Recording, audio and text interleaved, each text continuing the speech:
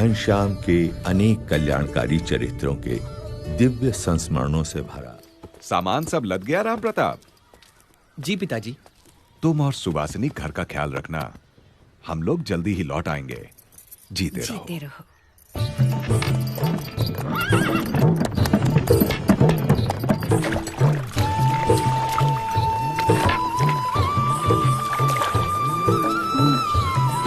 और कितनी दूर है? ज्यादा दूर नहीं है।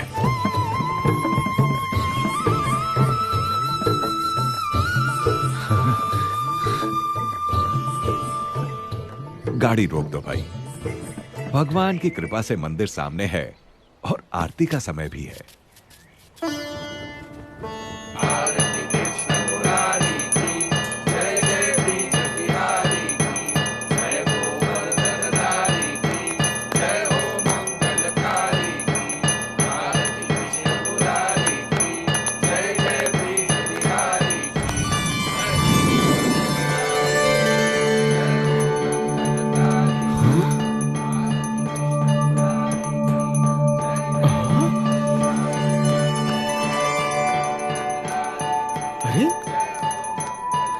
ये क्या?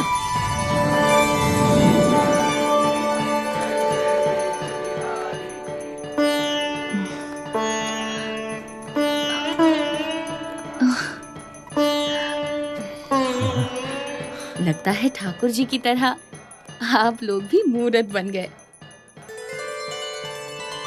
जब कृष्ण की मूर्ति ने अपनी माला घनश्याम को पहनाई, तब गोंडा नगर के मुखिया भी वहां उपस्थित थे।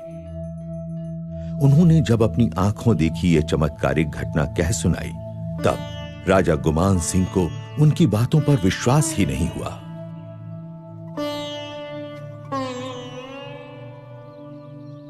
ये कैसे हो सकता है मुखिया जी?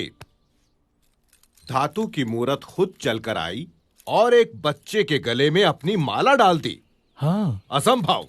मैंने खुद अपनी आंखों से देखा था महाराज। मुझे तो लगता है धर्मदेव जी का मझला बेटा घनश्याम स्वयं भगवान है। अच्छा, तो बुला भेजो उन्हें। जी। अगर वो बच्चा सच में भगवान है, तो शास्त्रों के अनुसार उसके चरणों में 16 चिन्ह होंगे।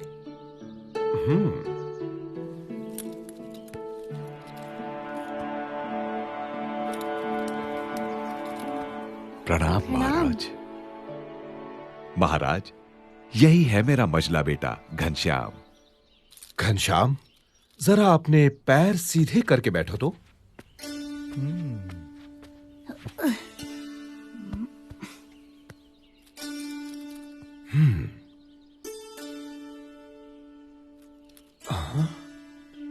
दाहिने पैर में अष्टकोण, ऊर्ध्व रेखा, स्वस्तिक, जामुन, जव, अंकुश, केतु और पद्म। बाएं पैर में त्रिकोण, कलश, गोपद, धनुष, मीन, अर्धचंद्र और व्योम। यानी भगवान के 16 चिन्ह विद्यमान हैं। दोनों पैरों में ऊर्ध्व रेखा अंगूठे और तर्जनी के बीच से पौ के तलवे की ओर जाती दिखाई दे रही है। अरे अरे, ये तो साक्षात भगवान के चरण हैं। घनश्याम की जय हो। जय हो घनश्याम की।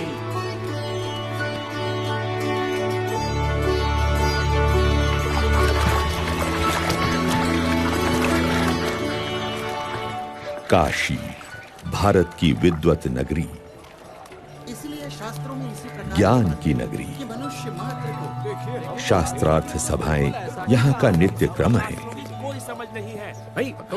परंतु आज की शास्त्रार्थ सभा कुछ विशेष थी। हमें सिखाने चाहिए, चाहे कुछ भी कहते रहें। भगवान तो निराकार, लेकिन इन शास्त्रों के आपके मानने या न मानने से क्या होता है? नहीं हो जाता। सत्य और असत्य के बारे में ये क्या जानते हैं? शास्त्रों के अनुसार शांतम शांतम विद्वानों, शांत हो जाइए। आप सब प्रकांड विद्वानों से मैं काशी का राज पंडित विनती करता हूँ कि इस गहन चर्चा को हम यहीं छोड़ दें। ऐसे कैसे हो सकता? लेकिन क्यों? क्योंकि आज इस गौमठ में महान विद्वान धर्मदेव अयोध्या से पधारे हुए हैं और साथ में विराजमान हैं उनके सुपुत्र श्री घनश्याम। श्री घनश्याम की विशेषता यह है कि मात्र 10 साल की उम्र में वेद उपनिषद आदि सभी शास्त्रों का अध्ययन उन्होंने पूर्ण कर लिया है। अरे अद्भुतम, अद्भुतम। इतना ही नहीं, अपनी तीक्ष्ण बुद्धि से घनश्याम ने सभी शास्त्रों का सार तत्व भी निकाल लिया है। अरे इतनी छोटी सी उम्र में इतनी विद्वता, ये तो कोई असाधारण बालक है। ये तो बिल्कुल असंभव है। हमारे धर्म में इतने शास्त्र हैं कि उन्हें पढ़ते पढ़ते न जाने कितनी जिंदगियां बीत जाएं। ऐसे में इतनी छोटी सी उम्र में ये कोई कर ही कैसे सकता है? ये तो बहुत बड़ा आश्चर्य है। तो इसीलिए मेरा सुझाव है कि घनश्याम जी, आप ही इन सभी विद्वानों के विवाद का समाधान करें। ये दूध मुहा हमको समझाएगा। प्रथमं तु नमस्कारांजलिं समर्पयामि। ऋग्वेद में कहा है कि परमात्मा एक ही है, लेकिन विद्वान लोग एक ही परमात्मा को भिन्न भिन्न रूप से पुकारते हैं। तो फिर इसमें विवाद का सवाल ही कहाँ उठता है? तो बताओ, क्या वो भगवान साकार है या उनका कोई आकार ही नहीं है? भगवान कभी निराकार नहीं हो सकते। यदि भगवान निराकार होते तो उनके द्वारा निर्मित ये सृष्टि कैसे साकार होती? अरे, जिन्होंने इस साकार सृष्टि की रचना की है, वे भगवान कैसे बिना आकार के हो सकते हैं? शास्त्रों में भगवान के दिव्य स्वरूप का कितना अद्भुत वर्णन है। वे तो सदा साकार हैं। वेद में कहा है कि स ईक्षत, यानी भगवान ने देखा। यदि देखा तो क्या उन्हें केवल आंखें ही होंगी? लेकिन यहाँ पर तो नहीं, वे तो सदा दिव्य स्वरूपधारी हैं। घनश्याम का तर्क कितना ठीक और सटीक है। साधु साधु। ये तो कोई विद्वान है या फिर स्वयं भगवान। अभिनंदन, धन्य प्रभु। साधु साधु।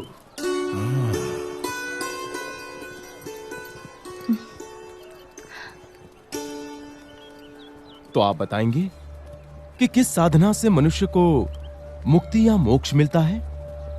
मोह का क्षय ही मोक्ष है।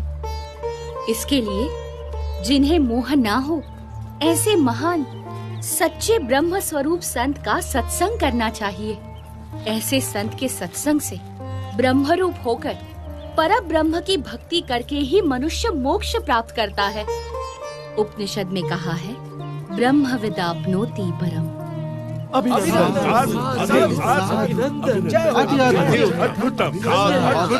प्रभु। अभिनंदनम। धन्य धन्य प्रभु, आपकी विश्वसनीय वाणी ने सबका हृदय जीत लिया है।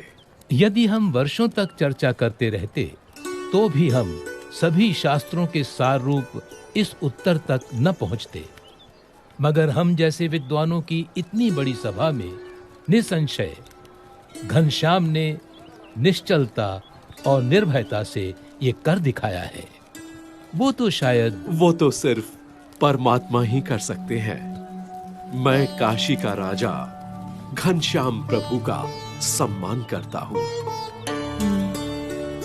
बोलो घनश्याम प्रभु की जय। बोलो घनश्याम प्रभु की जय। बोलो घनश्याम प्रभु की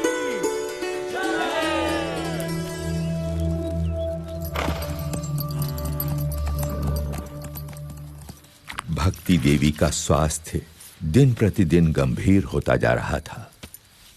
उनके जीवित रहने की संभावना कम होती जा रही थी, परंतु उनके मन में पुत्र घनश्याम के स्वरूप की महिमा उत्तरोत्तर बढ़ती ही जा रही थी। घनश्याम, हाँ माँ। तुम मेरी कोख से जन्मे, परंतु मैं तुम्हें कभी भी यथार्थ नहीं समझ पाई। फिर भी मुझे इतना विश्वास जरूर है कि मुझे तुम्हारे रूप में साक्षात भगवान मिल चुके हैं। लेकिन अब मुझे सिर्फ इतना ही समझाओ कि किसी अन्य मुमुक्षु को सदा के लिए भगवान से भेंट करनी हो तो वो कैसे संभव है? हाँ माँ, सच्चे भगवानमय संत के सत्संग और प्रसंग से मुमुक्षु को भगवान की भेंट होती है।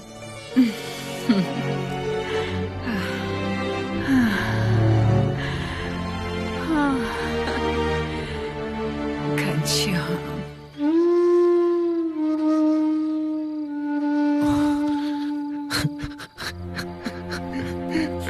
पिताजी।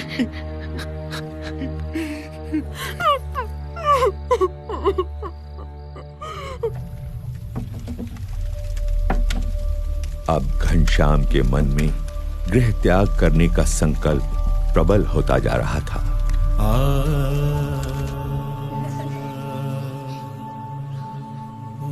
उनका वैराग्यपूर्ण बर्ताव देखकर अयोध्या वासियों को भी चिंता रहती थी कि घनश्याम कहीं चले तो नहीं जाएंगे। वासुदेव परावेता, वासुदेव वासुदेव। बुखार तो कम हो ही नहीं रहा। घनश्याम, ये भागवत बंद करो और वैद्य जी को बुला लाओ। मेरा वैद्य तो अब स्वयं परमात्मा ही है राम प्रताप। नहीं पिताजी, चिंता मत कीजिए, आप जल्दी ठीक हो जाएंगे। मैं ठीक होता हूँ या नहीं, तू मुझे एक वचन दे। जी जी जरूर, बोलिए पिताजी। मैं घनश्याम और इच्छाराम को तेरे भरोसे छोड़े जा रहा हूँ। उनका ख्याल रखना। आप उनकी चिंता मत कीजिए पिताजी। सुनो राम प्रताप, ये घनश्याम तुम्हारे भाई नहीं मगर साक्षात भगवान ही हैं। उनकी सेवा करना।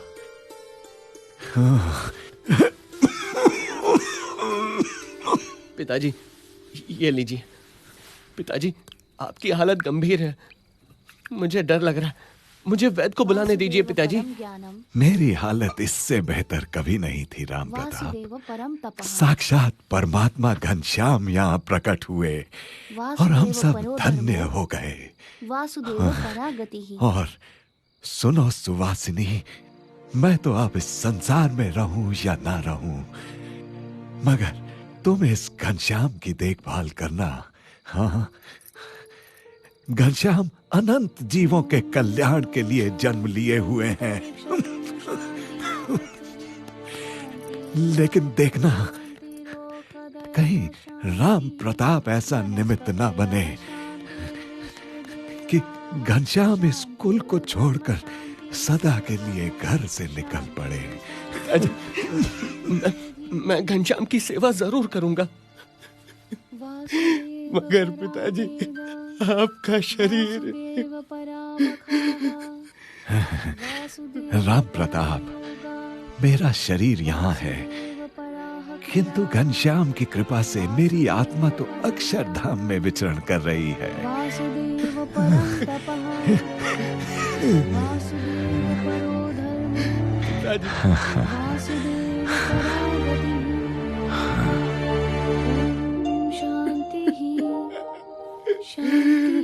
पिताजी, पिताजी,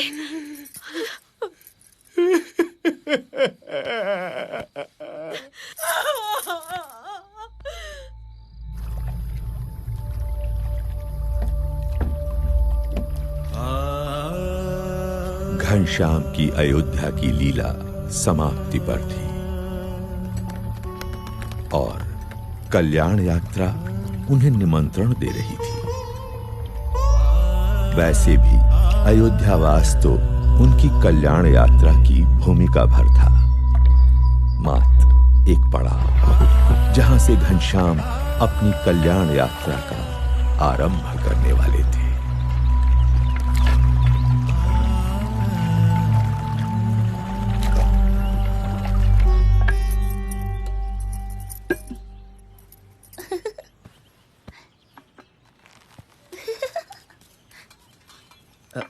घनश्याम कहाँ है?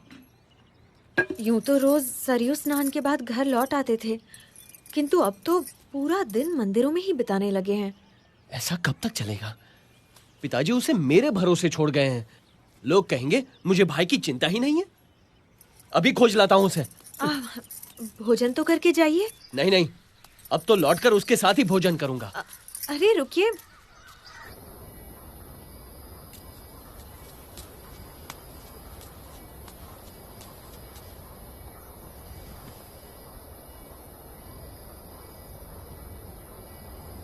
घनश्याम,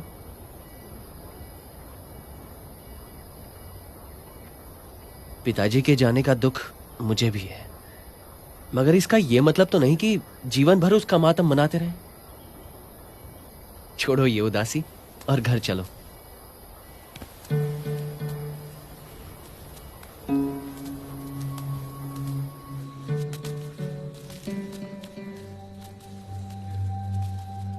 बड़े भैया, संसार से मेरे सारे बंधन टूट चुके हैं। कहीं किसी से भी मेरा लगाव नहीं रहा। माँ और पिताजी ने मुझे पहचान लिया तो उन्हें मुक्ति दे दे। अब जो जो मुझे पहचान लेंगे, मैं उनकी मुक्ति के द्वार खोलूंगा। मेरा जन्म अनंत जीवों की मुक्ति के लिए ही तो हुआ है।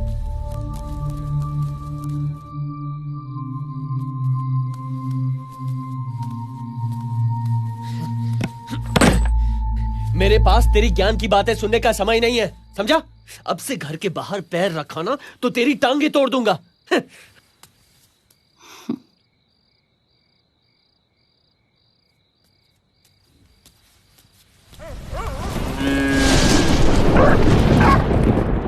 घनश्याम पर आप इतनी सख्ती मत कीजिए, वो अपने आप ही ठीक हो जाएगा। नहीं सुहासिनी, पिताजी के जाने के बाद वो किसी की नहीं सुनता। कुछ भी बोलो तो ज्ञान की बातें करने लगता है। उससे तो बचपन से ही जीवन से विरक्ति रही है। विरक्ति वगैरह कुछ नहीं है सुहासिनी। अभी उसका ब्याह करा दो ना तो सारी विरक्ति, वैराग्य, ये ज्ञान ध्यान रुई की भांति हवा में उड़ जाएगा। तो करवाते क्यों नहीं? हाँ लेकिन वो, हाँ, खंभारिया गांव के निहार मिश्र अपनी बेटी के लिए कब से पीछे पड़े हैं। वो तो चंद्रकला को लेकर हमसे मिलने अयोध्या आना चाहते हैं। फिर तो तुम कल ही उन्हें बुला लो। हो सकता है चंद्रकला अपनी कला से घनश्याम को बांधने में सफल हो जाए और घनश्याम जीवन भर हमारे साथ रहे। हाँ, बिल्कुल ठीक कहा। उनसे कल ही बात करूंगा।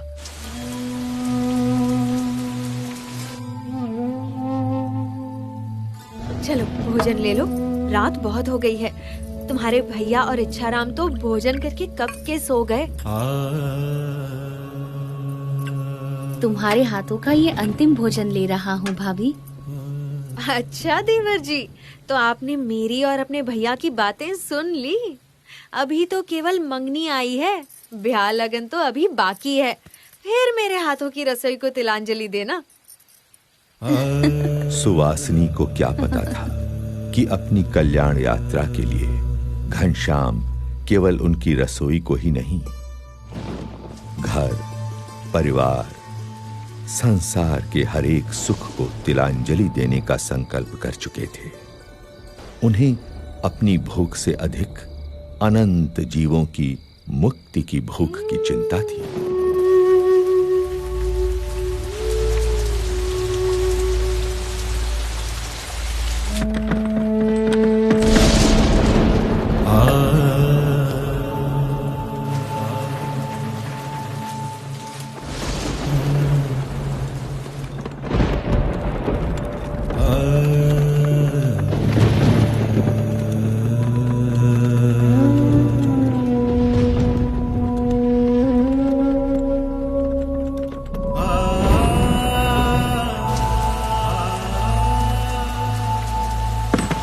समय निकट था जो विश्व के इतिहास में कभी कभी ही आता है, जब कोई संसार के कल्याण के लिए संसार के ही सारे सुखों को त्याग देता है।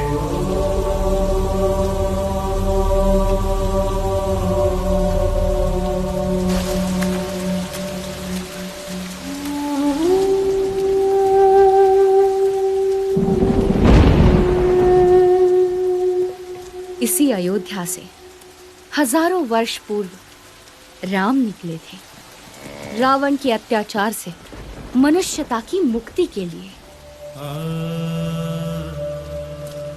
अभी आषाढ़ शुक्ला दशमी विक्रम संवत 1848 की रात का ब्राह्म मुहूर्त है और मैं निकल रहा हूँ अज्ञान के अंधकार से अनंत आत्माओं की मुक्ति के लिए।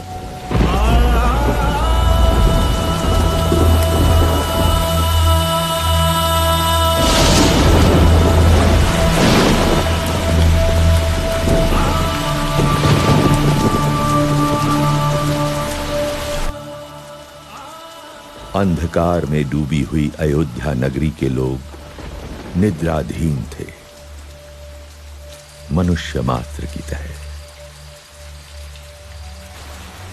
और सोते हुए मनुष्य मात्र में चेतना जगाकर उन्हें कल्याण के मार्ग पर प्रेरित करने के लिए घनश्याम के चरण बढ़ चले कल्याण यात्रा पर नीलकंठ वर्णी के रूप में।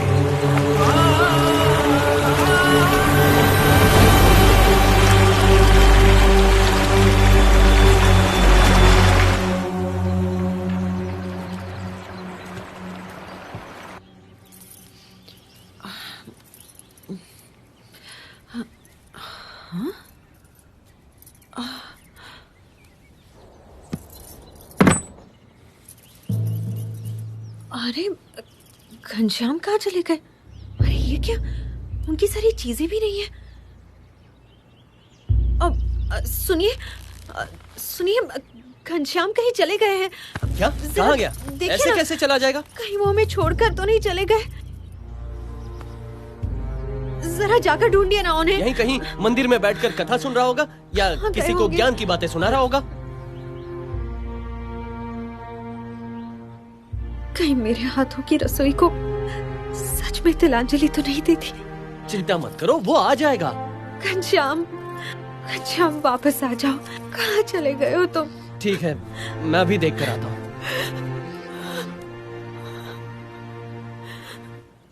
घनश्याम, तो मैंने उनसे घनश्याम,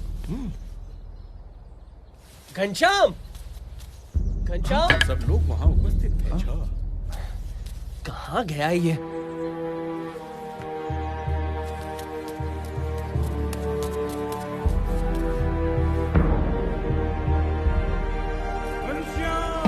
अरे भाई, घनश्याम नहीं मिल रहे। चलो वहाँ ढूंढने में मेरी मदद करो। हाँ चलो भाई चलो। पुजारी जी, घनश्याम नहीं मिल रहे हैं। आपने उन्हें देखा? अरे ओ घनश्याम! घनश्याम! घनश्याम! घनश्याम! घनश्याम!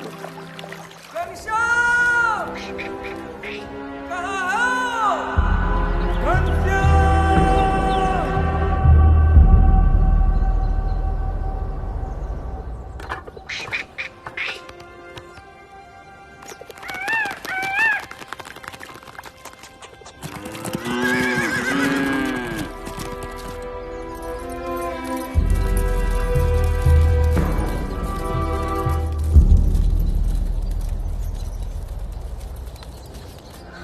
छोड़ के चला गया।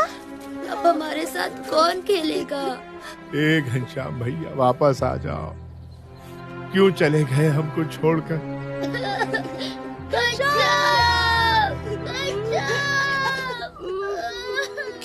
क्या सच में घनश्याम हमें छोड़कर चला गया?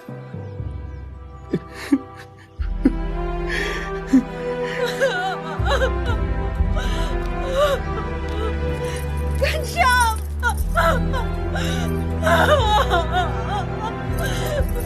क्यों चले गए हमें छोड़कर?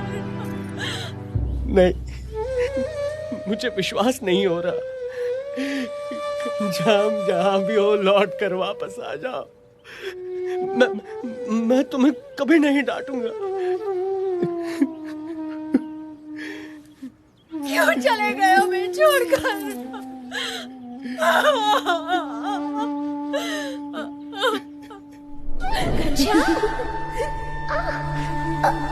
मुझे पकड़ पाना बड़े बड़ों के बस में भी नहीं है भाभी। घनश्याम वापस आ जाओ।